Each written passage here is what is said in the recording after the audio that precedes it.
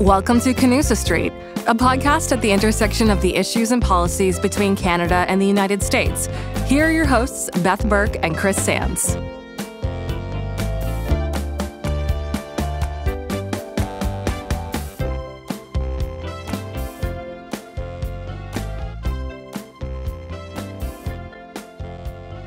Hello, and welcome back to Canusa Street. I'm Beth Burke with the Canadian American Business Council, joined by the always wonderful Christopher Sands of the Woodrow Wilson Center, the Canada Institute. How you doing, Chris? I'm doing great, Beth, and I don't know about always wonderful. I had COVID over the break, but I'm feeling better now. Well, I'm so glad you're better. That COVID just never gives up, huh? It never gives up, no, but neither do we here on Canusa Street. We're always bringing great conversations to our listeners. Exactly. And I'm really excited about today's episode because there was quite a celebration yesterday, quite a party between Mexico and Canada. They were celebrating 8 decades of diplomatic relations, and they even had a commemorative lottery ticket, which was thrilled to see the photos of. It looked like quite a shindig. So really excited for today's conversation. Me too, because Canada and the United States, we know each other so well, and sometimes we forget the neighbor, and it's so important for us to keep in mind that Mexico is a full partner in the USMCA, and in so many other ways, Mexico affects us, economically, culturally, and even in terms of national security. Even better, for me anyway, talking about Mexico gives me a chance to introduce one of my favorite Wilson colleagues to our listeners. Yes, wonderful. Andrew Rudman is the director of the Wilson Center's Mexico Institute. Before joining the Wilson Center, Andrew was managing director at Monarch Global Strategies, a strategic advisory firm located in Washington, D.C., that focuses on government relations, market entry and access for companies interested in doing business in Mexico and other Latin American countries. Prior to joining Monarch, he served as Deputy Vice President for the Western Hemisphere at the Pharmaceutical Research and Manufacturers Association of America, PhRMA, as we know it here, where he was responsible for executing policy advocacy strategies for member companies across the hemisphere with a particular focus on Mexico and Brazil. But, notably for us here on Canusa Street, he also covered Russia and Canada at various times during his tenure. So he's put a foot on Canusa Street before. He began his professional career with U.S. government, serving in the Department of State as a Foreign Service officer, followed by being at the Department of Commerce, where he was director of the Office of NAFTA and Inter-American Affairs. He is a great colleague. Wonderful to have him here. And he's no stranger to Canusa Street. He's been on once before. Andrew, welcome. Thanks, Chris. Thanks, Beth. Great to be with you again. Wonderful to have you. So maybe we'll just dive right in. Chris sort of hinted at it earlier in the conversation or in the intro here where we were talking about, the trilateral relationship and the importance of Canada, U.S., and Mexico. Can you just, in layman's terms for our average listener, what do you think the most important issue facing us right now is? So I think it's a great question, Beth. And I think in one sense, it's hard to say what's the most important thing because there are so many things on which I think our 3 countries certainly should collaborate to resolve the challenges before us. I think if you look at what's on the front page of the Washington Post lately, if you think of what the U.S. Congress is talking about, migration is obviously one of the most important issues. And while the focus is always most on the U.S.-Mexico border, there is obviously the movement of people north to Canada as well. There's also, I think, should be opportunities for the 3 countries to collaborate more on addressing the root causes. I mean, my sort of take on migration is always that people walk thousands of miles at great personal risk, selling their belongings because they really have made a conclusion that this is the most rational, smartest thing they can do for their families. And until we, the global community,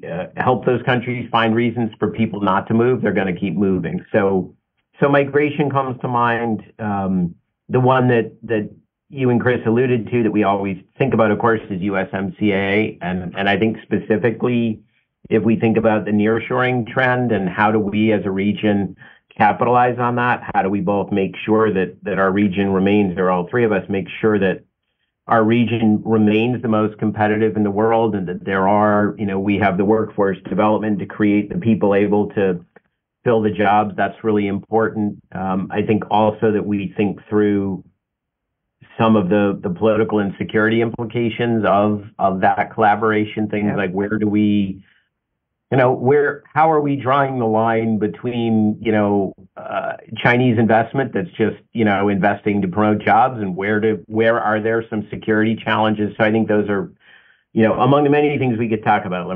I'll stop talking for a moment there. Picking back on something you were saying, USMCA is obviously really a hot topic. We talk about it a lot here on Canusa Street, and I think in our respective other jobs as well. What do you think is going to be probably the most pressing or interesting opportunity as we look to reevaluate and review USMCA in 2026? I guess my first thought, Beth, is that I think those of us who believe strongly in North American integration and see the benefits of USMCA, I think we need to be careful that we not sort of convince ourselves that everybody agrees with us. And if we think back to NAFTA, we think about the 2016 election. Chris and I have written about this, Chris separately, and we've written together on this as well, the fact that in 2016, really neither presidential candidate was pro-NAFTA. I think we have to be careful. I think those of us who see the value in USMCA, we need to keep telling the story, because in one sense, the 2026 review should be a no-brainer. Like, well, of course we're going to continue and move on, but I think in all three countries, there's the possibility, perhaps most here in the U.S., there's a real possibility of people actually mucking it up or starting to question, well, wait a minute, do we really want this? And what is it doing? And so I think before we even start thinking about what are the opportunities, we have to make sure that people see and understand why it's a good thing, and why, as I said, quoting myself, why it should be a no-brainer that we want it to continue. And then I think we should be looking at ways to deepen it. And that can be, we've sort of done the tariff thing, but there's always more opportunities for regulatory coherence and convergence. There's opportunities, getting back to the migration question, I think we should be looking at ways to update the TN visa, figure out ways it can be used more effectively, and even think about, moving toward more inclusive labor mobility. We've got a project in the Mexico Institute that's looking at ag labor, the movement of ag laborers, mostly between the U.S. and Mexico, but there's a Canada dynamic as well. The Canadian Temp Ag Worker Program is often cited as a model. But as we know that we need labor not only in ag, so I think there should be opportunities to look. But again, I would go back to that. You can only do all that if you sort of convince people that the North America thing is worth having before you start getting into the more, the things that would be a little more tricky, a little more controversial, like the movement of labor, regulatory harmonization, and things like that. Well, that is all we do all day. That is our bread and butter at the Canadian American Business Council, North America, regulatory cohesion, all those things. So yes, absolutely.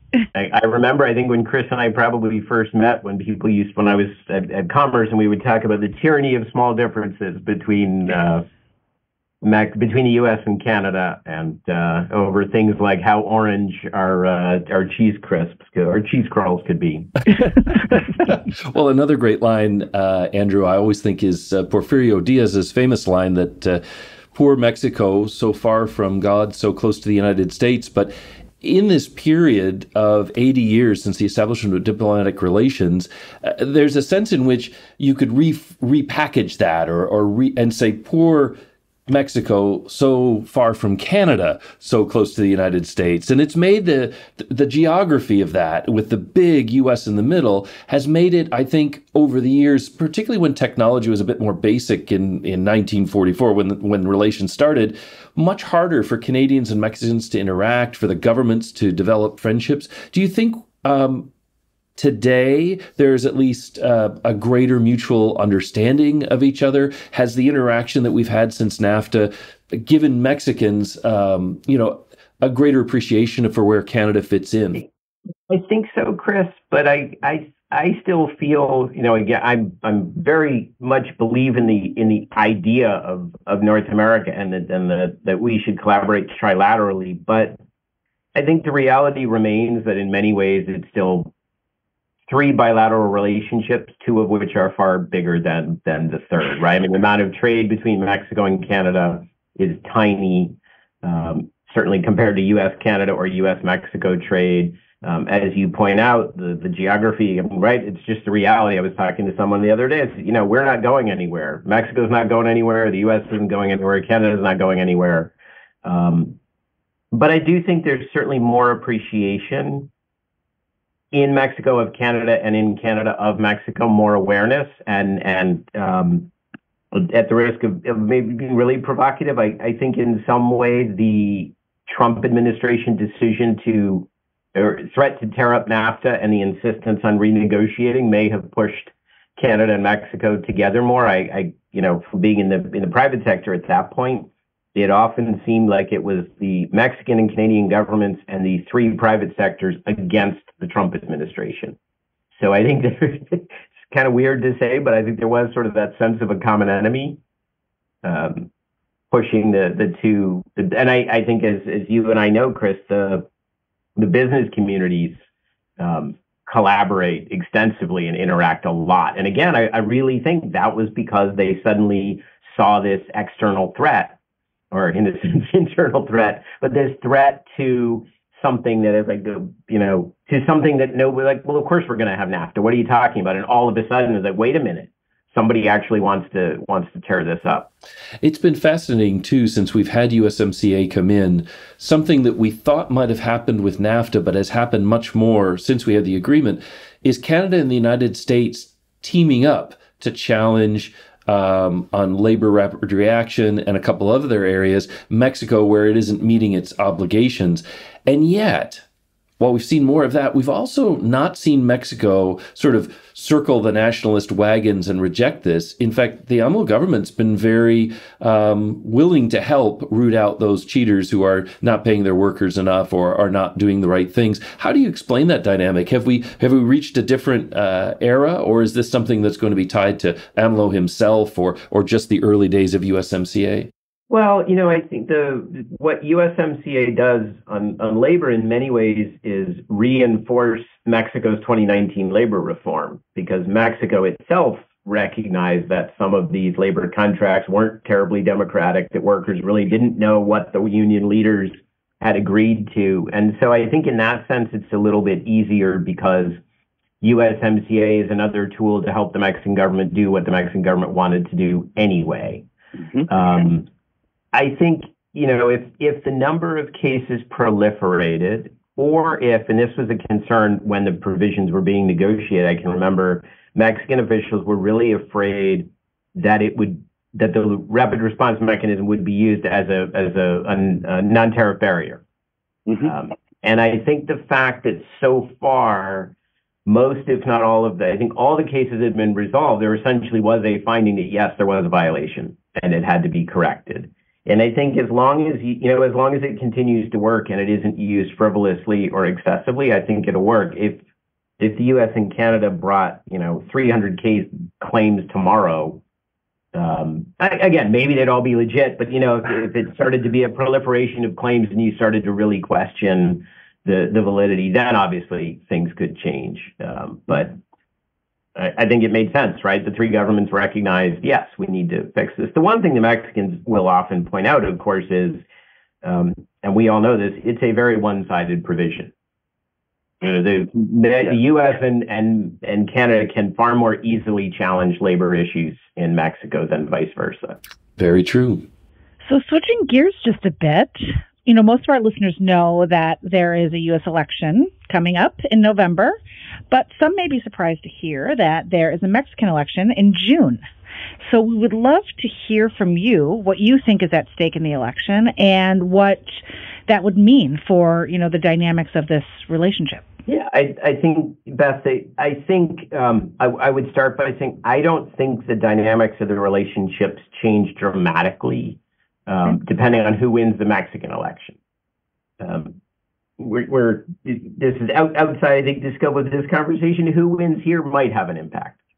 But I think whether it's Claudia Sheinbaum, the former mayor of Mexico City, who's supported by AMLO, she's the governing party's candidate, or Xochitl Galvez, who is representing the opposition coalition, I think because no matter who is the president of Mexico, they recognize that the economic relationship in North America is so essential to Mexico that while you might see little nuances of change, I think generally you're not going to see a huge change. I mean, the truth is, while López Obrador has a very different approach than his predecessors, the bilateral relationship has not, and I think the trilateral relationship has continued apace without a huge divergence or difference from the past.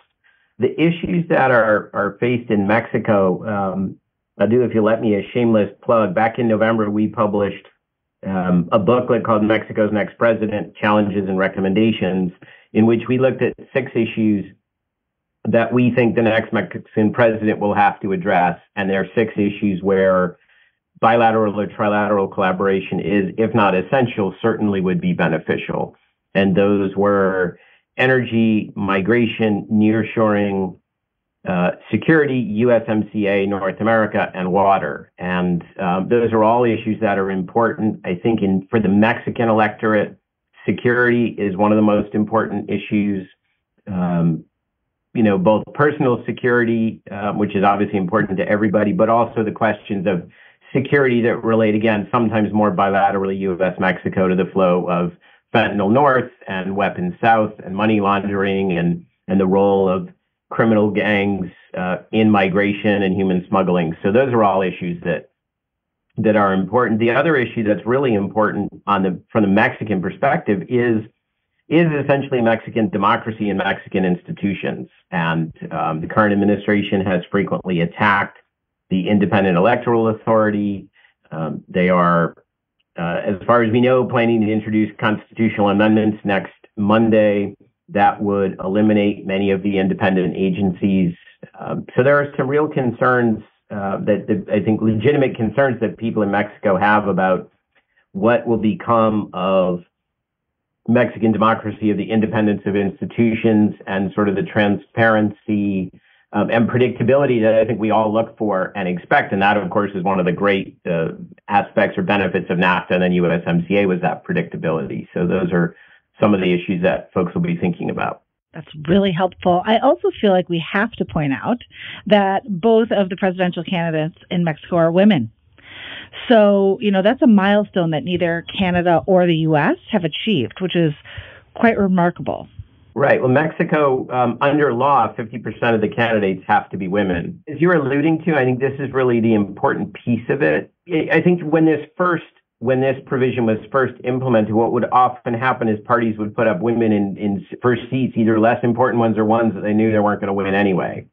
And what you've seen now in this election is, no, these are, and there are lots of women politicians in Mexico who are, sort of have legitimate political bases and are legitimate political actors. And the fact that they're no longer on the ballot because they're women, they're on the ballot because they're strong policymakers and strong candidates. And that's, I think, why you wind up with women as the leading candidates for president. There are really three candidates running. The third candidate is a man.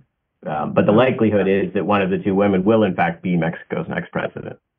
Well, I know we always have kept the rule on Canusa Street that 50% of the hosts are women. So we're trying to meet the Mexican standard as much as possible, although I don't help. Let me ask you a little bit about something. We've been talking about it because we work with young people, and so it's a little bit more exciting. But in 2026, the U.S., Canada, and Mexico will make history hosting the World Cup of soccer, or football as it's called elsewhere.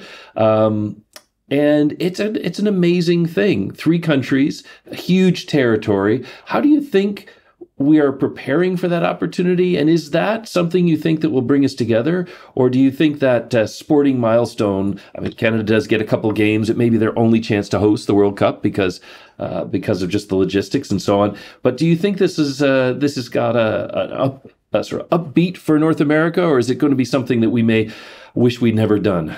We certainly hope it's the former. And I think it can be, Chris, and you and I have talked about this. I think it was obviously total fluke that the World Cup year and the USMCA review year happened to be the same year. And I think what that should mean is a real opportunity to focus attention on North America, on USMCA, of course, but really on kind of our region. And I think there's really two possibilities or two opportunities. One is sort of to promote North America to each other, to kind of reinforce this notion that yes, the United States and Canada and Mexico are distinct. And I certainly am not advocating that we surrender any of our sovereignty or nationality. We're always, I'm always an American, but I think it's an opportunity for all of us to appreciate how interconnected we are and what we can do collectively. And certainly if we pull off the world's largest sporting event and it goes well, then that is a demonstration that, look, we can collaborate. We can do something together that is cultural, that isn't just trade, right? Because I think part of it is the idea that North America is more than just the exchange of goods and services. Our peoples are interconnected, and we all have families. As I always like to point out, my mom was a Newfie, so there almost many of us in the United States have family from either Mexico or Canada, or maybe even both, and we can stress those points. And I think it maybe is kind of a nice compliment. It may prove to be a nice complement to the trade conversation about USMCA. The other piece, there's the promoting internally, reminding ourselves. And then, of course, I think the other part is broadcasting to the world this concept of North America. And I wonder if one of the things that could come out of it, it would be great, is if there's some sort of a World Cup visa, some sort of ability to facilitate travel of those from outside the region to games in all three countries. Does that show us that we could do it, that we could collaborate collectively? And, if I sort of fantasize or think back to my early part of my career, could we ever have a situation where if you apply for a visa in one of the three countries, it's good in all three, instead of now where, right, if you're a Brazilian and you need a visa in all three countries, you got to go to three embassies. Could the World Cup prove that, yes, we can do this, we can share information and screen together? Because that would be huge, right? I mean, that's an important aspect of Europe without having to go down the sort of surrender sovereignty, creating extra national institutions. So I think there's some really interesting opportunities if we're smart about it. I don't think anybody's focusing on it yet as much as they should. It leads me to a quick question, and I don't know if you would know this. I don't know, Beth, you would know this. Have they dubbed or translated Ted Lasso and showed it in Mexico? Is that available? Because that inspires a lot of Americans, and I think Canadians too, to think about soccer more than we normally do. I don't know for sure, Chris, but I wouldn't be surprised. All right, we'll put that on the cultural exchange watch list coming up.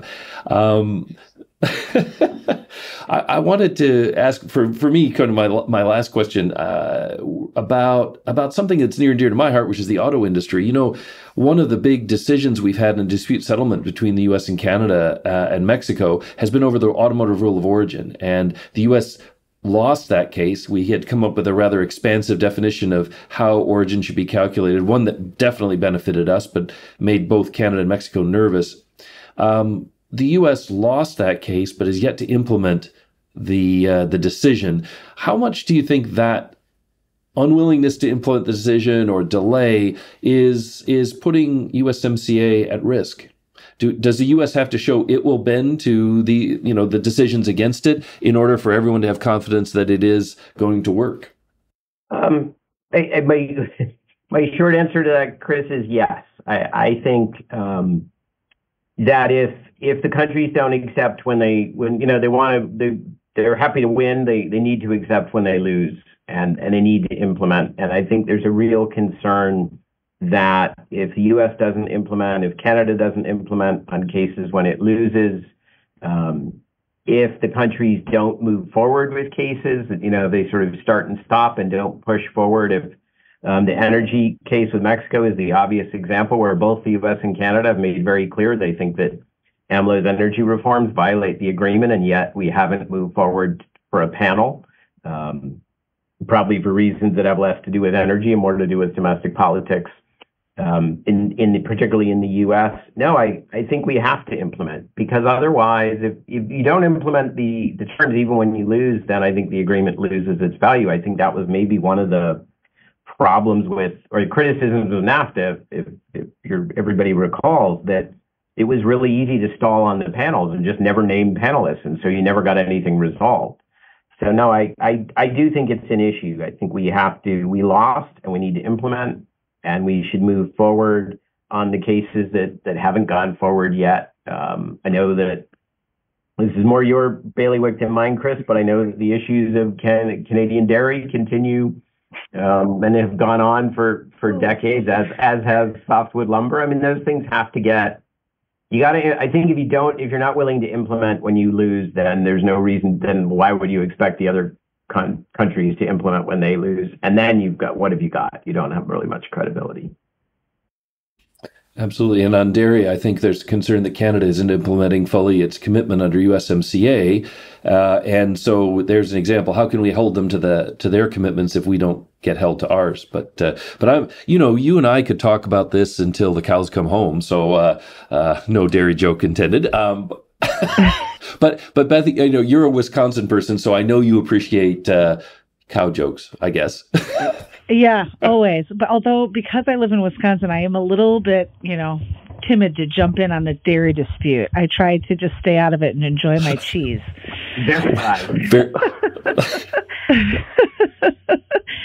Well, this has been wonderful.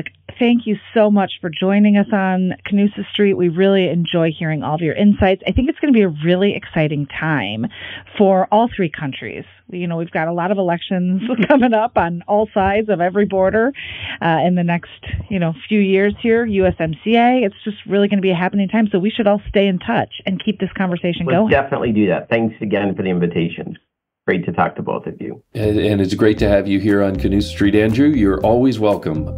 You're sort of a neighbor, and I see we're both in the office as we record this, so I know you're a neighbor about 10 feet away. So, but we're glad to share our banter with the Canusa Street world. Sounds great. Thank you. Thanks. This podcast is brought to you by the Canadian American Business Council and the Wilson Center. If you like this episode, help others find our show and give us a rating on Apple Podcasts or Spotify.